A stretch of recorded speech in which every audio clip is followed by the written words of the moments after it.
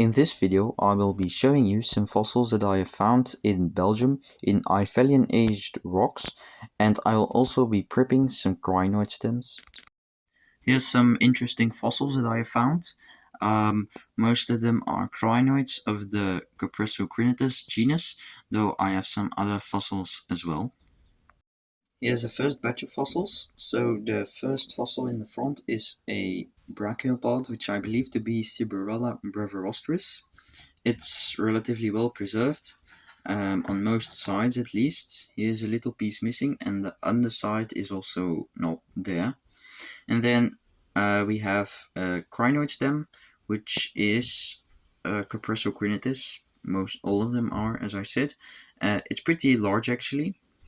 And then here is another one, the small black bits, and here is another one. I quite like this batch of fossils because they're also close together and they're pretty well preserved. Here are some loose crinoid stems that I found like this in the quarry. And I have plenty of those because most of them are fragmented. At the moment I'm prepping this block, so these two fossils is what I'm working on. This crinoid runs into the rock that way, and this crinoid runs that way. And then we also have this atripid, which is either Spinatripa or Desquamatia, I'm not sure. And then here, this is probably the longest crinoid in my collection. It runs from here all the way like this to here.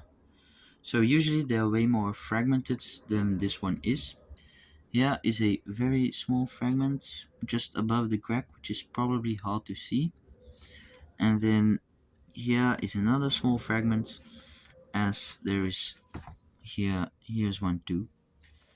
And this white circle here is an intersection of a crinoid which runs into the rock that way. And that's pretty much all the fossils. There's probably more that I haven't seen yet or that are still in the rock, but as I prepare them I'll probably expose most of them.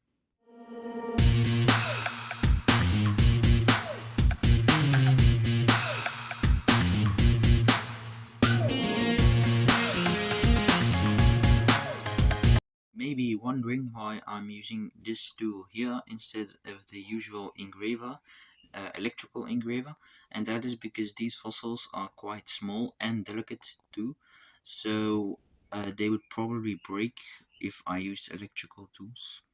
The rock has split into several parts, and it turns out that the crinoids did not continue into the rock, instead they ended where they did.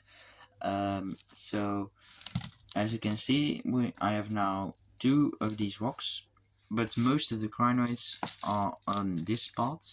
So that's these crinoids I showed, and then the ones I was preparing. But the brachiopods, the atripid, is on this part of the rock. It is. I have to have a quick look. It is here. So I'm probably not gonna put them back together because it's not really worth it. Most of the crinoids are here, so I'm gonna keep it like this. I also wish to show this little gipidolid. It is still in the matrix, but it is either Sieberella or it is Gipidula. I am not sure which one it is. I will probably prep it in a future video and then we will see what it is, but it's quite nice, it's well preserved, so I hope it is a complete one. That's all for the video. I hope you enjoyed it, and if you did, feel free to leave a like. Also leave a comment in the comment section down below and tell me what you thought of it, and perhaps leave any suggestions. Cheers!